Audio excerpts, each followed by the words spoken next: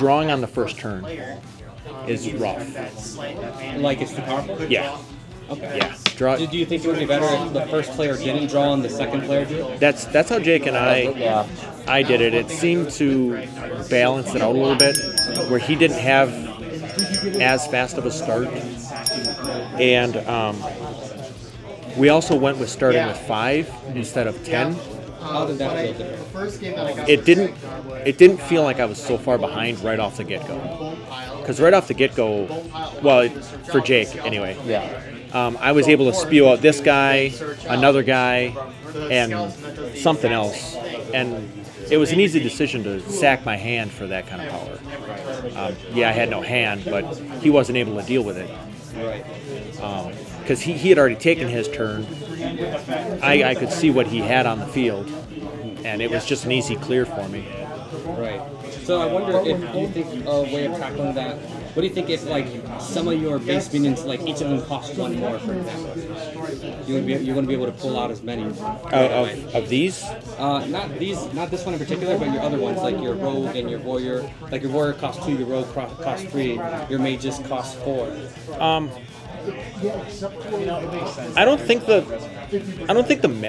cost is a lot, because you want to be able to do something every turn. Especially if, like you said, you want to summon your minions. I think incrementally going up with the amount of life force you get per turn and then cap it at 10 is a great idea. Kind of like a direct cost. Kind of, yeah. So like turn 1, you start off with 1 life force. Sure. And then turn 2, you start off with 2. Do you worry about like? I considered doing that just like Hearthstone's. The one thing I worry about is like for example, in your deck, if you didn't draw a skeleton warrior, you wouldn't play anything on turn 1 because you don't really have. Right. I guess you could discard cards. You could discard. You could discard cards. And every minion here can discard, or every hero can discard a card. Yeah. But this way, also when you're deck building, you also have to have like 1s, 2s, 3s, and 4s. You can't have just like all of like 4s or all 5s. This way, you have to actually start like actually deck building. Yeah, you got to curve it out. Yeah. Okay. Because if you really want to get competitive with it, it's going to be, you're going to hit your players that are going to just curve out and find that min-max of what's going to put out the most You damage. can 2 per turn, because the other game that I play is 1 mana. The first player gets 1 mana, then he gets 2. Then I get 2 more, so it'd be 1, 3, 5, 7, 9, 10. Oh, and he goes 2, 4, 6, 8, 10. Oh, okay. And then it caps at 10. It does seem though. So you can do 2 per turn too, but But to think about. We just started off with 5, and then we were just going to go as normal, and it felt like I could still summon quickly, but I couldn't spew my hand. Okay. And that was all right. So I was thinking It's fun. Right now I'm guessing he just pulled out like. because you said you could spew it to hand, right? How much was that thing? It's a cost. After each minion, it costs. It's because these are the pre-nerf versions. But then how are you going to... In the new version, So like you'd have to add summon up to text, 7. and you don't want to. You But have you to add guys are text to playing that somewhere. version, so I guess got that for your text game to it, it's right? not as okay. But Like you could just call it a summoning cost, right? So, and it could just be a goal in the game where everyone knows about it. So the summoning cost is whatever the cost is plus the amount of minions you cost before. So basically, you just see how many you have out there. So you can't infinitely keep on going. My only concern with that is how many different rules you're going to add to where the game doesn't feel It doesn't feel like a game. like a game. You got to just, all you're doing is keeping track of rules. Magic. I don't like that. and that's exactly it. Is it makes it more complicated to play. Yeah, and I think you're going for more of like a casual, right? I'm sorry.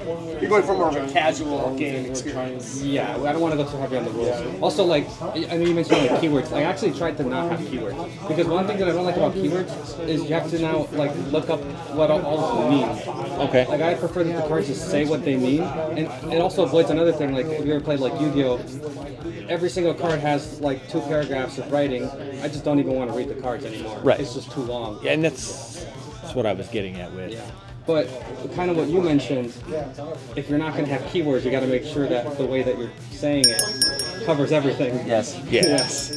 Yeah, so that's part of the balance. maybe, and like you said, maybe a symbol, and then there's just I a like the symbol. idea of the symbol, so that you know, like if it's a magic card. type Yeah, thing. so like if you just had a destroy magic card, and then with a symbol on it, and then the other magic, and then all the magic cards have that symbol on it. Yeah, that's a good idea. I like know, that idea a lot. then- And then you also mentioned the legendary. You know, one way, like, what if this had like a number of how many you could have in your deck or something like that? Yep, that Yeah. works too. Yeah. Yeah, The deck limit. a deck limit or a, yeah, That'd be a good idea because I can tell you, Magic when it first started out, you could have exactly what you said. You could have a number, and what would happen is it would be all Black Lotuses and Time Lords. And Because that's and how you bolts. win. And bolts. Oh, and one guy, because you want to get the one guy out, Yep. and then never give one the turn again. You could also do like the number amount, and then also like how many you can have on a battlefield at a time. Black Lotuses. Oh, like interesting. the A limit. So certain cards Yeah. have a limit to how many of them you can play. yeah, at because once. like Yes. that one there, Yeah. that would get rough. And that would help future-proof your game Yeah. quite a bit. Or is it Yeah. Sean? And then you're gonna get hit with this question a lot. I hit you with it earlier, and my biggest thing is when I go into a card game, I look at collectability and longevity. What's my return out of it, other than playing the game, and what extra does it offer? Boosters. Yeah, we've talked about it. I'm not sure. I'm not sure about the booster question, only because I don't think about this game as like a trading card game. I think about it more of like this is not even a term, but it's my term. A hero card game, where it's more focused on like your hero deck. That being said, I still want you to be able to mix and match decks. So a lot of the decks, maybe not the one you're playing, yours is a little bit more specific, but most of the other decks, they can be put together in any other deck. So you can mix and match zombies and skeletons, whatever combination, crazy combination you can come up with, except for a few of them. What I don't like about boosters is it takes the focus of the hero away from it. But I can also see. But what if you people want it. what if you can't get the hero in the boosters? Interesting. So the boosters are basically just extra cards. Like can you put into have your- to buy the Like a starting the starter, deck, and then you build from that. Yeah. So let me ask you another question. So, do you like the boosters because they're random? I like the boosters because I want to get that guy in foil. I want to get that guy in full art. I want to get that guy in alt art. Okay. And cracking something like that is exciting, especially for gamblers. Now, every card player is a gambler who buys boosters. Right. But here's the thing too. Is like I've also heard from some card players that that's what they don't like about cards. Because if they have to spend too much money on it because they have to buy all these different booster packs to get the cards that they want. And so I've been trying to consider that aspect of it too. Let me run something by you. So what do you think about an expansion set?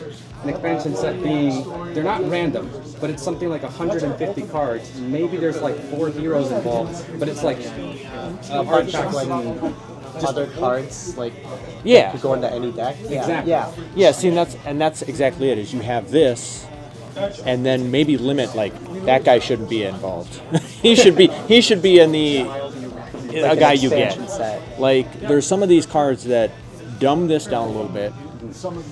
Add some of these chase cards to that, and then add some of that special like flair that you guys want to have people, because you still want people to buy it. You still you don't want this to be a one and done. Hey, thank you everybody for watching till the end of this. We actually have a lot more. I've just decided to pretty much break these up into like 10-minute sections because, well, there's a lot to go through and it's been amazing. Everybody that showed up was absolutely amazing. The feedback was great, and we'll be putting these out during this week. Hopefully 1 video a day. So come back, check it out. It's gonna be amazing. So give some feedback. Put something down in the comments, man. That'd be super amazing. I think they would absolutely love that. With that, have a great day and thank you so much. You guys are amazing.